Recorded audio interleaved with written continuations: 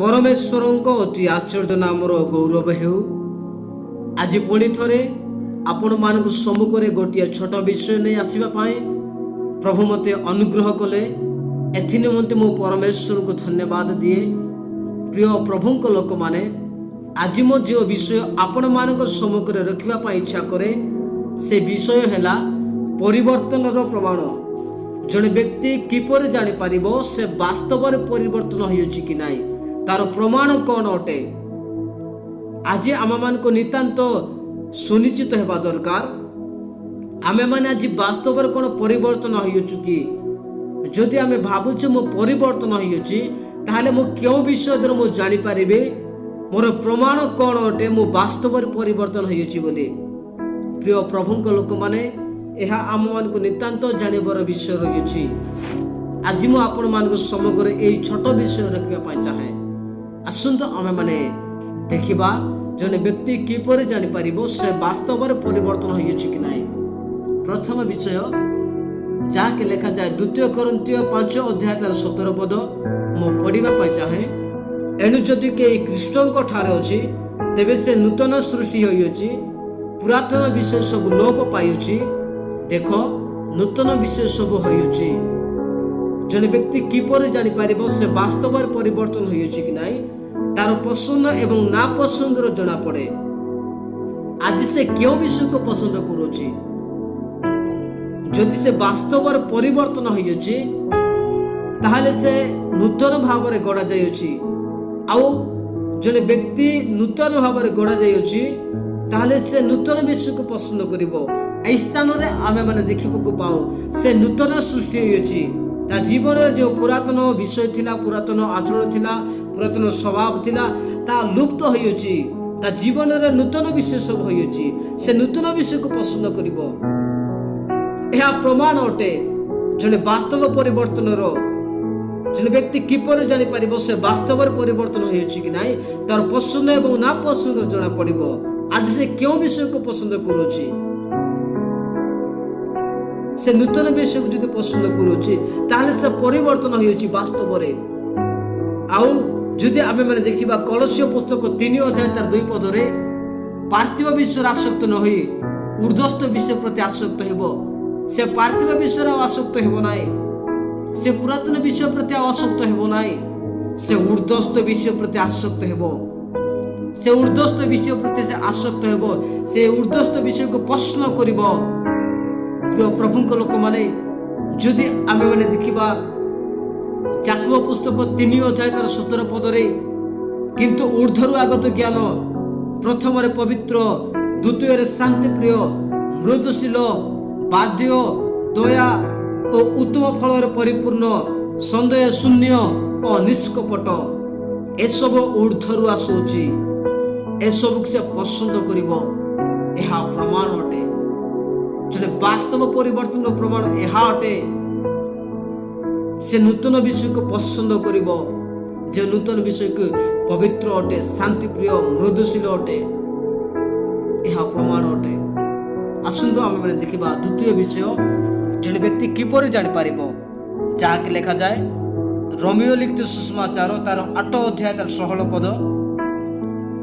ଆମେମାନେ ଈଶ୍ୱରଙ୍କ ସନ୍ତାନ ବୋଲି ସେଇ ଆତ୍ମା ସ୍ୱୟଂ ଆମମାନଙ୍କ ଆତ୍ମା ସହିତ ସାକ୍ଷ୍ୟ ପ୍ରଦାନ କରନ୍ତି। ଆତ୍ମା ନିଜେ ଆମମାନଙ୍କର ଆତ୍ମା ସହିତ ସାକ୍ଷ୍ୟ ପ୍ରଦାନ କରନ୍ତି ଆମେମାନେ ପରିବର୍ତ୍ତନ ହୋଇଅଛୁ ବୋଲି। ଏହା ପ୍ରମାଣ ଅଟେ। ଆତ୍ମା ନିଜେ ଆମମାନଙ୍କର ଆତ୍ମା ସହିତ ସାକ୍ଷ୍ୟ ଦିଅନ୍ତି। ଆସନ୍ତୁ ଆମେମାନେ ଦେଖିବା ତୃତୀୟ ବିଷୟ, ଯାହାକି ଲେଖାଯାଏ ଗୀତ ସଂହିତା 119:24 ପଦ। ତୁମର ସକଳ ପ୍ରମାଣ ବାକ୍ୟ ମଧ୍ୟ ମୋହର ଆନନ୍ଦଜନକ ଓ ମନ୍ତ୍ରଣାଦାୟକ। ଜଣେ ବ୍ୟକ୍ତି କିପରି ଜାଣିପାରିବ ସେ ପରିବର୍ତ୍ତନ ହୋଇଅଛି କି ନାହିଁ? ସେ ଯେତେବେଳେ ବାକ୍ୟକୁ ଧ୍ୟାନ କରେ, ବାକ୍ୟ ଧ୍ୟାନରେ ତା ଜୀବନରେ ଆନନ୍ଦ ଆସିଥାଏ। ଏହା ପ୍ରମାଣ ଅଟେ। ଆନନ୍ଦ ଆସିବାକୁ ଲାଗେ ତା ଜୀବନରେ। ଏହା ପ୍ରମାଣ ଅଟେ। ଯଦି ଆମେମାନେ ସେଇ ଅଧ୍ୟାୟର 119:47 ପଦରେ ଯଦି ଦେଖିବା, ପୁଣି ମୁଁ ତୁମର ଯେଉଁ ଆଜ୍ଞା ସମୂହ ସ୍ନେହ କରୁଅଛି, ତହିଁରେ ଆପଣଙ୍କୁ ଆନନ୍ଦିତ କରିବି। ପ୍ରଭୁଙ୍କର ଆଜ୍ଞାକୁ ସେ ସ୍ନେହ କରିବ। ବାକ୍ୟ ଧ୍ୟାନ କଲା ବେଳେ ଆନନ୍ଦ ଆସିବ ଏବଂ ପ୍ରଭୁଙ୍କର ଆଜ୍ଞାକୁ ସେ ସ୍ନେହ କରିବ, ଏହା ପ୍ରମାଣ ଅଟେ ଜଣେ ବାସ୍ତବ ପରିବର୍ତ୍ତନର।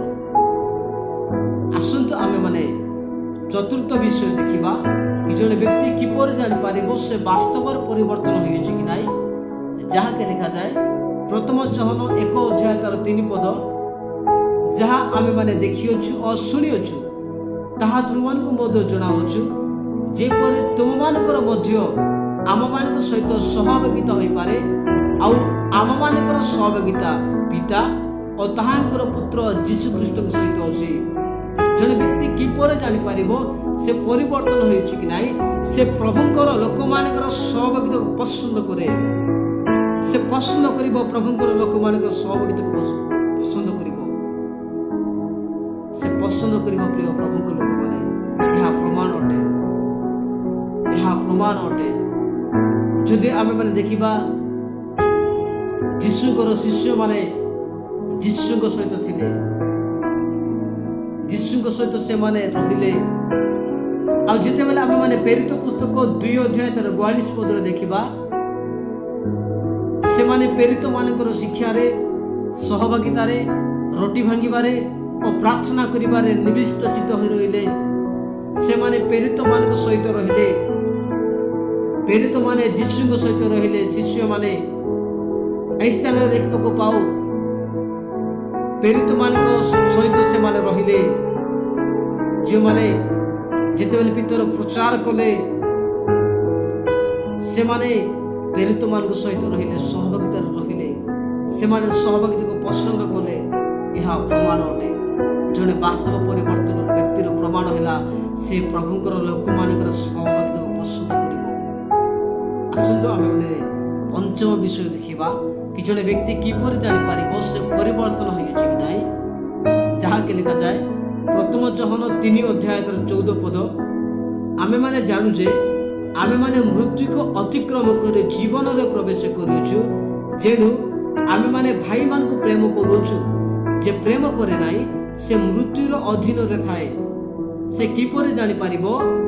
ସେ ପ୍ରଭୁଙ୍କୁ ପ୍ରେମ କରିବା ସହିତ ସେ ବିଶ୍ୱାସୀ ମାନଙ୍କୁ ମଧ୍ୟ ପ୍ରେମ କରିବ। ଯଦି ସେ ପ୍ରଭୁଙ୍କୁ ପ୍ରେମ କରୁଛି, ସେ ବିଶ୍ୱାସୀ ମାନଙ୍କୁ ପ୍ରେମ କରୁନାହିଁ, ଏହା ବାସ୍ତବ ପରିବର୍ତ୍ତନ ନୁହେଁ। ସେ ପ୍ରଭୁଙ୍କୁ ପ୍ରେମ କରିବା ସହିତ ବିଶ୍ୱାସୀ ମାନଙ୍କୁ ମଧ୍ୟ ପ୍ରେମ କରିବ, ଏହା ପ୍ରମାଣ ଅଟେ। ଆଉ ଯୀଶୁ ଆଜ୍ଞା ଦେଇଅଛନ୍ତି ଏ ବିଷୟକୁ। ପ୍ରିୟ ପ୍ରଭୁଙ୍କ ଲୋକମାନେ, ଆଜି ଆମମାନଙ୍କୁ ନିତାନ୍ତ ବାସ୍ତବରେ ପରିବର୍ତ୍ତନ ହେବାକୁ ହେବ। ଆଜି ଆମମାନଙ୍କୁ ନିତାନ୍ତ ସୁନିଶ୍ଚିତ ହେବା ଦରକାର କି ବାସ୍ତବରେ ମୁଁ ଆଜି ପରିବର୍ତ୍ତନ ହୋଇଅଛି କି? ଯଦି ମୁଁ ହେଇନାହିଁ, ବାସ୍ତବରେ ପରିବର୍ତ୍ତନ ହେବା ଦରକାର। ପ୍ରିୟ ପ୍ରଭୁଙ୍କ ଲୋକମାନେ, ଆଜି ମୁଁ ଆପଣମାନଙ୍କ ସମ୍ମୁଖରେ ଏହି ଛୋଟ ବିଷୟ ରଖିଲି କି ଜଣେ ବ୍ୟକ୍ତି କିପରି ଜାଣିପାରିବ ସେ ବାସ୍ତବରେ ପରିବର୍ତ୍ତନ ହୋଇଛି କି ନାହିଁ। ଆମେମାନେ ଏ ବିଷୟ ଦ୍ୱାରା ଜାଣିଲୁ, ଏ ଭିଡ଼ିଓ ଦ୍ୱାରା ଆମେମାନେ ଜାଣିଲୁ। ଏଥିରେ ମଧ୍ୟ ଆସ ମାନେ ବାସ୍ତବରେ ପରିବର୍ତ୍ତନ ହେଉ ଏବଂ ସେ ଈଶ୍ୱରଙ୍କ ରାଜ୍ୟର ଅଧିକାରୀ ହେଉ। ଯଦି ଆମମାନେ ପରିବର୍ତ୍ତନ ହେବା ନାହିଁ, ତାହେଲେ ଆମେମାନେ ବିନଷ୍ଟ ହେବା। ଆମମାନେ ପରିବର୍ତ୍ତନ ହେଉ ବାସ୍ତବରେ। ପ୍ରଭୁ ସମସ୍ତଙ୍କୁ ଆଶୀର୍ବାଦ କରନ୍ତୁ।